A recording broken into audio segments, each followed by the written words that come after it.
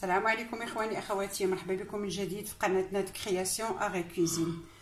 اليوم جبت لكم فيديو كيف كتشوفوا ديال الفقاس المسوس، الفقاس البلدي اللي كنعرفوا من الحلويات القديمه اللي كانوا والدينا كيصوبوهم في الاعياد والمناسبات. ما كانش كيخطانا من الدار بالاعياد او بلا اعياد، ما كانش كيخطانا هذا الفقاس من الدار لحد يومنا هذا، اللهم لك الحمد.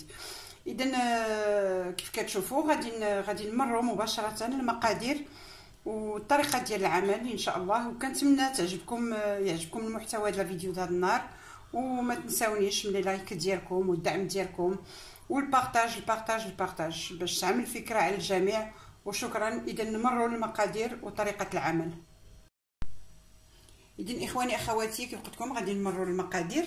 هنا عندنا 600 غرام ديال الدقيق الابيض اللي غربلته 2 ديال المرات، لان الدقيق كل ما غربلتيه كنقولها ونأكد عليها، كل ما غربلتيه كل ما كيعطيك نتيجه احسن. غادي نخليه هنا في هذا الاناء هو الاخير، ما غاديش نبداو به. عندي 4 ديال البيضات، هما هادو 4 البيضات مزيانين كبار. عندي كاس ديال زيت المائده، كاس ديال الججلان اللي حمرته شويه غير في المقله، غير ديتو وجبتو ماشي حمرته بزاف، غير ديتو وجبتو. عندي كاس ديال اللوز، هذا اللوز هذا كنفزقوه في الماء واحد 2 ولا 3 ساعات، كنديرو في اناء ونخوي عليه الماء ونخليه يبقى في داك الماء واحد الفتره، باش ملي كنبغيو نقطعوا الفقاس ما كيتهرسناش، كيساعدنا بزاف. اذا عندي كاس ديال سنيده السكر الخشن، عندي معلقه مخلطه ديال حبه حلاوه والنافع، عندي معلقه ديال الفاني، عندي خنيشه ديال الزهر ديال ارزه ديال الزهر، وعندي خنشه وحده ديال الخماره ديال 8 غرام. غنحاولوا ما نديروهاش كلها لان دابا الحراره، اذا ما غنديرهاش كامله. وعندي هنا كاس صغير، نص كاس، قول نص كاس ديال الزهر، لان الزهر في الفقاس هو كلشي، تيعطيه واحد اللذه خارقه. اول حاجه غنبدا بها بسم الله توكلت على الله، هي غادي نبدا بالبيض، هو الاول غادي نهرسوه وغادي نوضعوه في هذا الاناء هذا. انا غادي نديرهم في الخلاط في عجانه، غادي نجمع فيها هاد المواد هذه كامله. اذا غنهرسو بيضه باش تشوفوا، باش ما يكونش بعد بهاد الحراره هذه، راه حراره مفرطه كاينه في هاد الايامات. بسم الله توكلت على الله. واحد الله،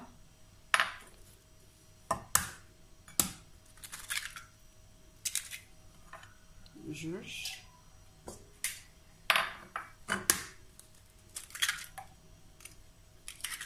ثلاثة. وبالنسبه للبيضه الرابعه ما غاديش نديرها كامله، غادي ناخذ ابيض البيض ديالها كيف شتيو. غادي نحيد لها البيض البيض، غادي نوضعو مع البيض اللي عندي، وغناخذ هذاك الاصفر وغادي نحتفظ به من بعد، غادي نحطو جانبا وغادي نحتفظوا به. غادي نوريكم شنو غنديروا به من بعد ان شاء الله. اذا غادي نزيد على البيض ديالي، غادي نزيد عليه سكر سنيده كاس واحد، واللي كيبغي الحلاوه يمكن له يزيد نص كاس. غادي نزيد الفاني، معلقه ديال الفاني، واللي ما عندوش فاني ديال الغبره يمكن له يدير خنيشه ديال الفاني عاديه. وغادي نخلط هاد المواد بعدا في العجانه ديالي، البيض وسنيده وفاني، نخدمهم مزيان. وعاد غادي نمروا اللي مازال المواد اللي مازال.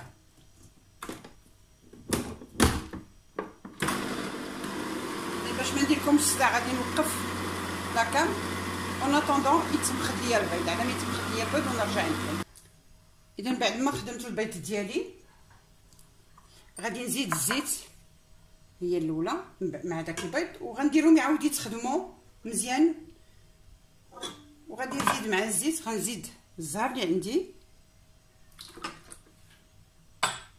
وغادي نخدم عاود كلشي. اذا كيف كتشوفوا الخليط ديالي انا خدمته كيولي شويه كريمي. غادي نزيد عليه دابا المواد الاخرى اللي مازال لي، غنزيد عليه ارزه ديال الزهر، خنيشه الزهر، ولو انني درنا الزهر غنزيدو نسموه شويه بهذه، كتعطي حتى هي واحد النسمه مزيونه. الوغ الخميره غنخليوها حتى من بعد. غادي ندير النافع وحبه حلاوه، معلقه كبيره مخلطه. غادي نزيد الجنجلان كيف قلنا اللي حمرتو. غادي نزيد اللوز ديالي حتى هو غنضيفو. انا كنضيف كلشي في الخلاط في العجانه. غنجمع كلشي وغادي نزيد قبيصه د الملحه بطبيعه الحال. بسم الله. ضروري واحد شويه د الملحه كنديروها. الخميره غادي نخويها هنا من الفوق فوق الدقيق كيف كتشوفوا عندي. انا الدقيق غادي نبقى نزيد شويه بشويه حتى نشوفوا شحال غادي يهز. يقدر يهز لنا 600 غرام كلها، كيف يقدر يهز اقل من 600 غرام. غادي نخلط هاد المواد هي الاولى اللي جمعت كلها هنا في هاد لو، وعاد من بعد نرجع لكم ونزيدوا الدقيق شويه بشويه.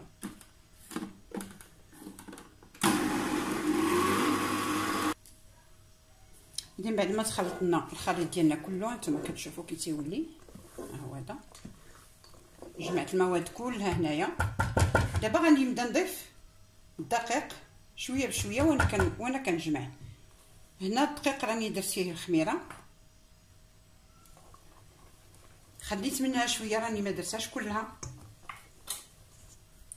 وفي نفس الوقت كنزيد وانا كنخلط وانا كنجمع تنحصل على القوام اللي انا باغيه. يمكن لكم اللي ما عندهاش عجانه يمكن لها تخلص هادشي كله غير في القصعه ولا في بانيو ولا في اي حاجه بغات، حاجه اللي موالفه كتعجن فيها تجمع فيها.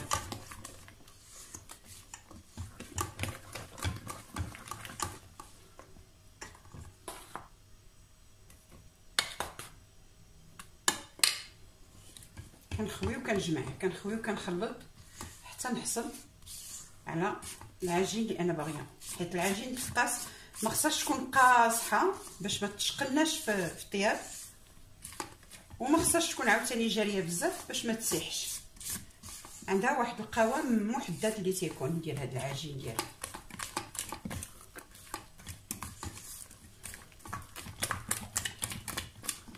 اذا لاحظتي راني ما كنزيد الطحين حتى كنخلط مزيان الاول اللي كندير. نعاود نضيف واحد جوج ديال غرفه اخرين ونعاود نجمع. داكشي على حسب الدقيق. كاين الدقيق اللي كيشرب اللي تيمكن له يهز غير شويه، لان الا كان الفورس ديالنا محرش بعض المرات تيكون تيشرب دغيا. اذا العجين دغيا تتجمع. ولا كان الدقيق مزيان من النوع الممتاز راه تيمشي على قياس العباد اللي عندنا غادي ندخلوه ان شاء الله كامل. نتوما كتشوفوا العجين ديالي مازال خفيفه. سخوني الفقاس البلدي تيجي رائع وعنده واحد الهمه خاصه.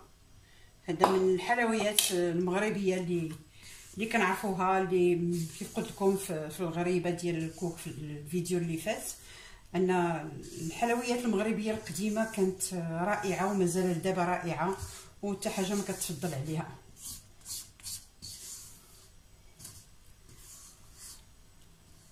كما كتشوفوا العجينه ديالي ها هي مازال خصها، مازال ما كملتش الدقيق اللي عندي.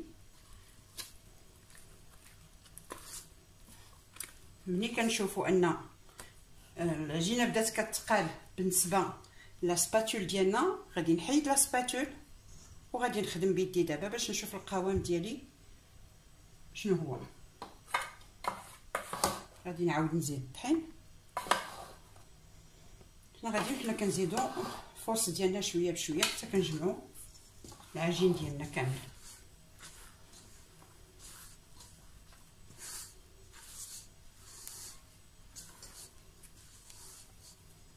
تبعوا معايا الفيديو حتى الاخير باش تنجح لكم هاد لاباط هادي، باش ينجح لكم الفقاس ديالكم ويجيكم رائع ان شاء الله الرحمن الرحيم. كنتمنى ان يكونوا الوصفات اللي كنعطيكم تجربوهم وتعجبوكم على حساب بعد لي كومونتير. الحمد لله اللي جربات شي وصفه كتشكرني تتقول لي انا جربتها وصدقات لي مزيانه، ولا اللي حشمنا حنا تنعطيو الفكره وكيبقى تباقي الاخر على حساب كل واحد تيدير شنو كيريقلو وشنو اللي عنده واجد في الدار. نحاولوا نمشيو مع المسائل المبسطه، نبسطوا الامور.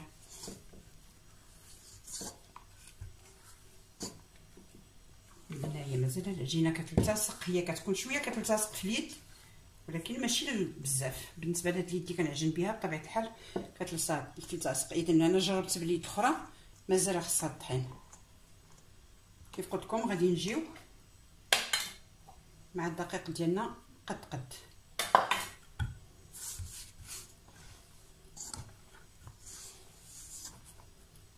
وبالاخص ملي كنخدموا البيض في الاول مزيان مع السكر كنطلقوه مزيان تيعطينا تيطلب اكثر. يمكن الا خدمناه غير بيدينا دغيا ما عطيناهش واحد الوقت باش يخفف بزاف راه ما تيدخلش القوام بزاف ديال الطحين.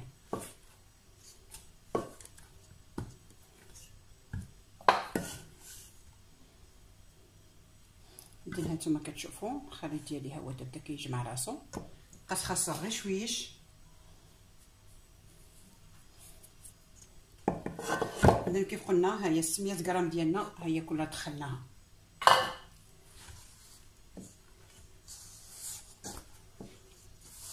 والفقاص حنا ما تنعركوهش لان من الحلويات هو، وكنعرفوا ان الحلويات كلها ما تنعركوهاش باش ما كتجيناش كتجبد. دابا انا غير كنجمع العجين ديالي بين اطراف الاصابع. اذا غنجمع العجين ديالي وغادي نوريكم القوام ديالها النهائي شنو هو. اذا العجينه ديالي ها هي واجده كيف كتشوفوا هانتوما كتبقى رطبه ماشي، ما خصهاش تكون قاصحه بزاف وما خصهاش تكون عاود جاريه بزاف. اذا انا غادي نجمعها وغنحاول نقسمها باش نصوب دي بودان على حسب. اذا هذا الخليط اللي عندي غنحاول نقسمو على 4. بسم الله.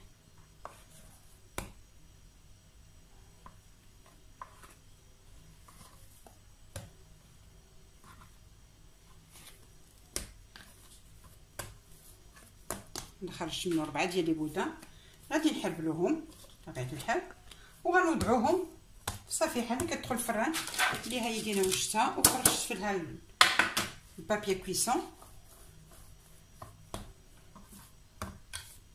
كنتمنى تكون لا فيديو عندكم واضحه.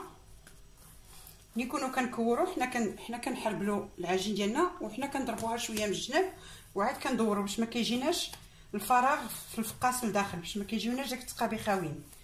ولا جبرنا شي لوزه ماشي هي هذيك في شي بلاصه ولا البلاصه فيها بزاف وبلاصه قليله كنحاولوا ناخذوا ونقادوا باش يجينا على حساب. دونك البودان ديالي ها هو هذا نتوما كيف كتشوفوا القياس اللي درتو غادي نوضعو هكا وغادي نستمر نكمل هاد لي بودان ديالي كاملين ونرجع عندكم. اذا لي بودان ديالي هنا كملتهم كيف كتشوفوهم. انا وضعت هنا 3 في هاد الصفيحه ووحده وضعتها بوحدها في صفيحه وحده اخرى اللي غادي تدخل حتى هي الفران. اذا داك الصفار د البيض اللي انا حطاه في الطبيخ قبيله غادي نزيد عليه واحد شويه ديال الكاكاو المور، واللي ما بغاش يدير الكاكاو ممكن له يدير القهوه السريعه الذوبان. واحد النقيطه ديال الخل غادي نخدمو مزيان، نخلط المواد ديالي بجوج او 3 لان فيهم واحد النقيطه ديال الخل باش غادي ندهن هاد لي بودان قبل ما ندخلهم الفران. انا الفران راني ما شعلتوش مازال ما شعلاش، كنديروا الفران قليل بزاف، كنديروا الطبسه ديالنا في الفران وعاد كنشعلوه وكنخليوه على المهل، ما كنجهدوش عليه الفران، خصو يطيب على المهل لان يلاه كيشم العافيه. كنقيسو كنجبرو يلاه قبط راسو ما بقاتش العجينه ديالنا خضراء باش ما كيتقطع لناش ملي كنكونوا كنقسموه. اذا غادي ندهن هاد لي بودان ديالي كلهم. كنتمنى ان تكون الرؤيه واضحه عندكم كتشوفوا لا فيديو كامله. هذه ماشي شي حاجه صعيبه، اي واحد يمكن له يديرها. كنا كاع حتى وليداتنا حدانا كيدوروا نعطوهم يدهنوا لنا، تعجبهم الدراري يعاونوا ماماهم اللي كيكونوا في المطبخ.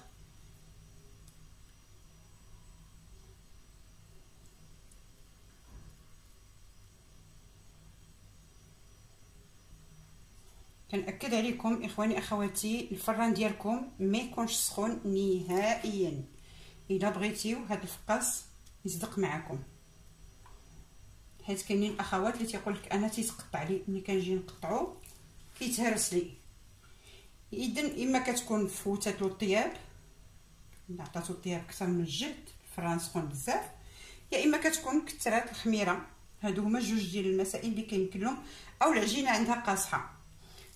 العجينه الا كانت قاصحه حتى هي كدير هذا المشكل هذا.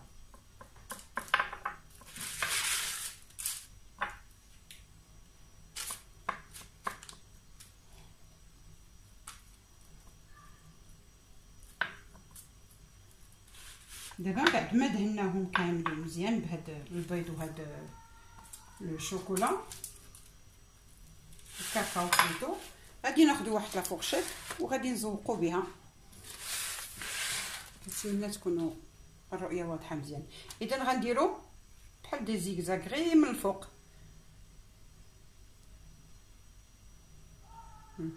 باش كنزوقوا لهم الوجيه ديالهم. يمكن لكم ديروهم غير شراطي طوال بحال هكذا، عندكم الاختيار.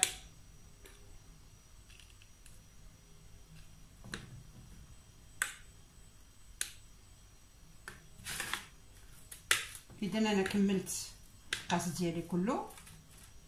دابا غادي ندخلو للفران وغنشعل عليه الفران وغنديرو مهيل بزاف. الفران العافيه قليله بزاف وغنخليه يقبض راسو وانا كنراقبو مره كنراقبو حتى نشوف. حتى مني نقيس العجينه هكذا بيدي نبرك عليها نحس بانها قبضت راسها، عاد نزولها من الفران وغادي نوريكم شنو غادي ندير من بعد. خليكم معايا.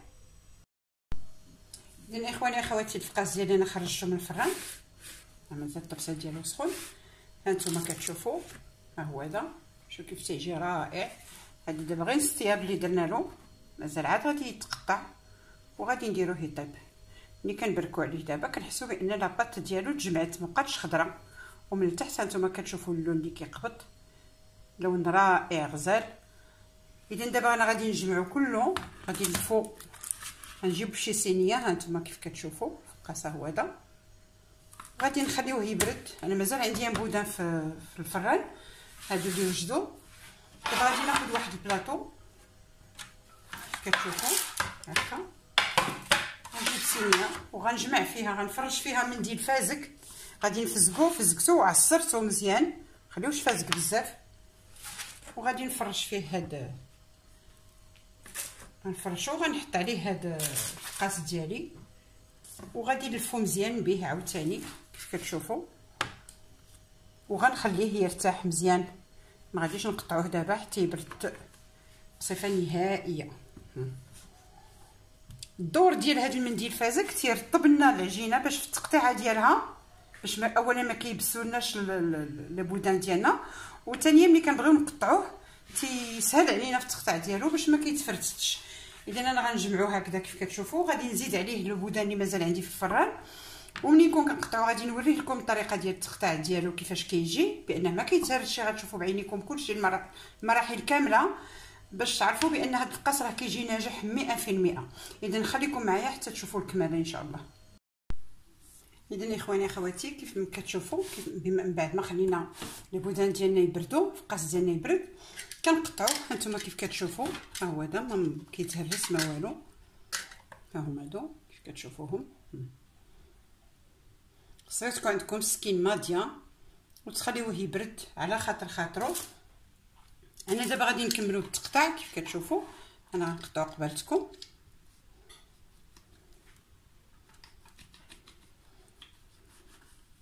كنتمنى تكون الرؤيه واضحه. كحز هذا شويه باش تشوفوا.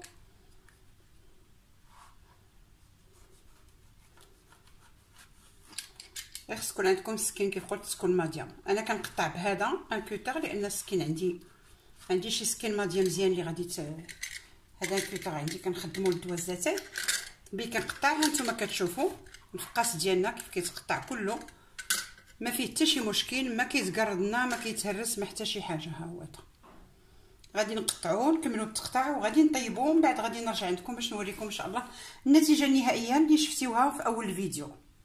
خليكم معايا حتى تكملوا لا فيديو حتى التالي.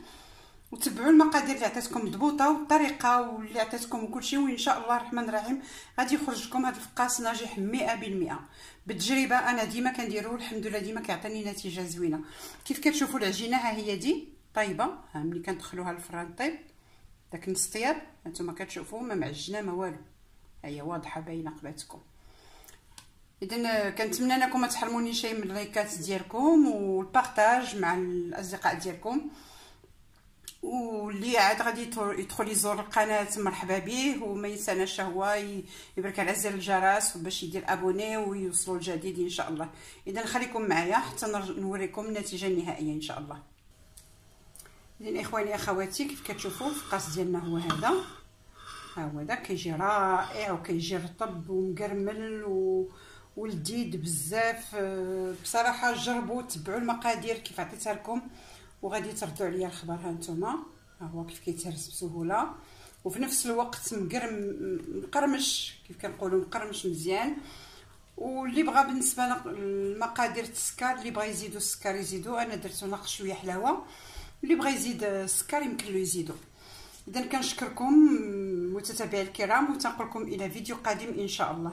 السلام عليكم.